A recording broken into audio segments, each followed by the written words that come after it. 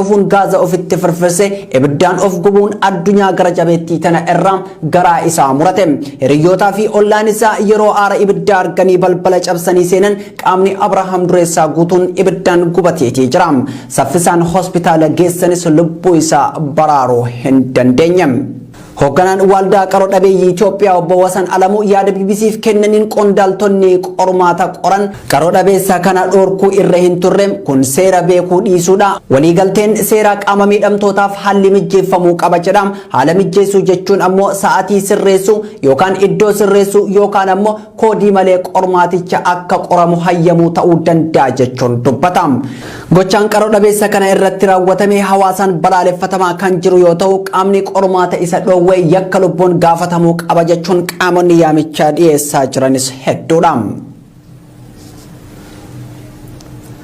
Oduu waraanaa Suudaanii fi Itoophiyaatti yoo darbinu waraana Suudaan daangaa Itoophiyaa irratti battee lafti bulchiinsa Itoophiyaa jala turte 12 ol humna waraana Suudaaniin qabamanii jiru. Daangaa dheeraa fi hariiroo ollummaa gaarii kan waliin qabdu Itoophiyaa fi Suudaan yeroo ammaa kana waraana Suudaan daangaa kabachiisuu jedhuun Itoophiyaa irratti banteen gaafii keessa seenaa kan dhufe yommuu ta'u waraanichi nageenya gaanfa Afrikaa kan raafamaa ture gara raafama caalmaatti seenseetii jira. Suudaan dantaa addaa Itoophiyaa irratti qabduu fi mirgi abbaa qabeenyummaa alfashaaqaana ilaallate jettuun dhuma ji'a onkoloolessaa keessa waraana weerara lafaa Itoophiyaa irratti banuun isheen yaadatama. Sadarkaa waraanaa idil addunyaatti biyyoota 138 keessa 76ffaa irratti tan argamtu Suudaan biyya sadarkaa 60ffaa irratti argamtu Itoophiyaa irratti humni waraanaa Suudaan kan Jeneraal Abdul Fattah al-Burhaanii fi Jeneraal Muhammad Hamdi Dagaaloon durfamu waraana banee lafeen hedduu kan qonnaan bultoota Itoophiyaa kanneen akka alfashaaqaa Asmaaroo, Libaaqee, Paashaa, Lamlam, Maalkaamoo, Maalaas, Ashkaaraa, Arqaa, Dookkaa, Abdarraa fi Kurhumar, Aboocar, Galaaloo, Salaam Barrii fi kanneen biroo to'ateetii jira. Lixa Gondaritti ammoo qabeenya doolaara miiliyoona 25.5 ta'uu barbadeesseetii jira. Biyyoonni qormaata dinagdee fi nageenyaatiin darramaa jiran yeroo kanatti lola walitti banuun isaanii Itoophiyaaf qormaata biraa ta'uun kofaatii dippiloomaasii irratti birmaddummaa biyyattii sarpisiisuu danda'a jedhamee sodaatamaati jira. Ji'ootaan dura Suudaan Itoophiyaa irratti waraana labsiti jedhame kan yaadamu osoo hin taane Itoophiyaan biyya nageenya Suudaanitti buusuu keessatti shoora olaanaa taphattee jedhamee dubbatamaati ture.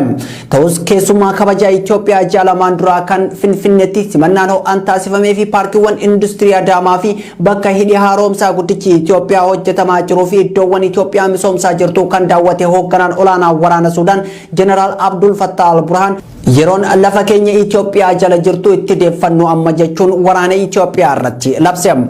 Lola bulchiinsa lafaa irratti xiyyeeffate kanaan miidiyaaleen garagaraa humni raayyaa ittisa Suudaanii fi humni darbatamaan Suudaan lola Itoophiyaa irratti bananiin lafa bara bulchiinsa TPLF deebisuu dadhaban gadaa biltsiginnaa deebisuu danda'anii jiru jechuun yoo gabaasan Itoophiyaan ammoo biyya bara bulchiinsa biltsiginnaa birmaddummaan isii sarbamaa jirtudha jechuun dubbatamaati jira.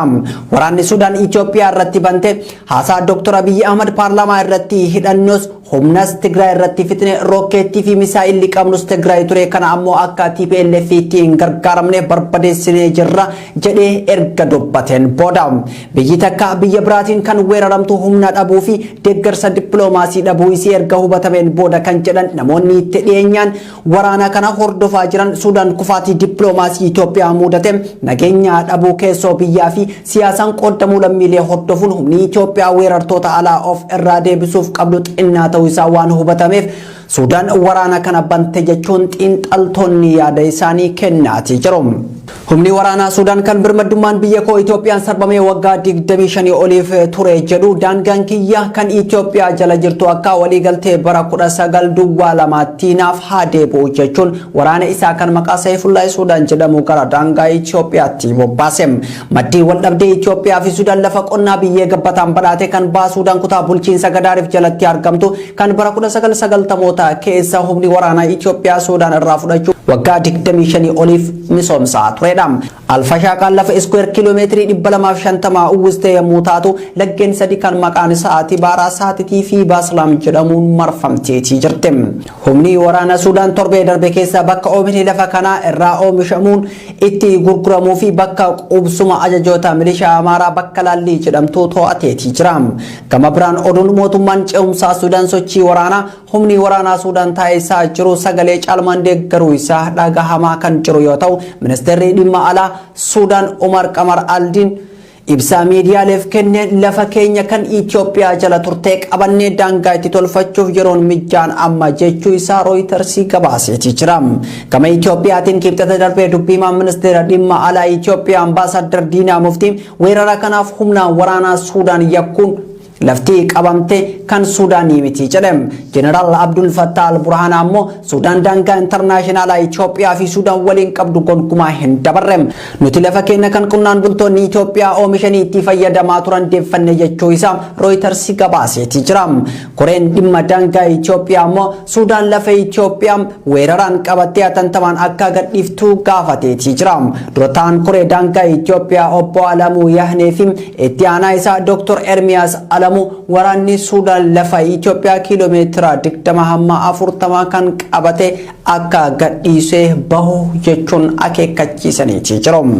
Kallattii biraan humni waraanaa Eertiraa kan waraana Itoophiyaa deeggaruun TPLF'n waraanaa ture jedhamee Ameerikaa fi miidiyaalee addunyaatiin qeeqamaa turte waraana Suudaanii fi Itoophiyaa hordofuun waraana isii gara daangaa Suudaan naannoo laga Kasaatitti bakka Humhaajir jedhamu irraa qubachiifteetii jirti.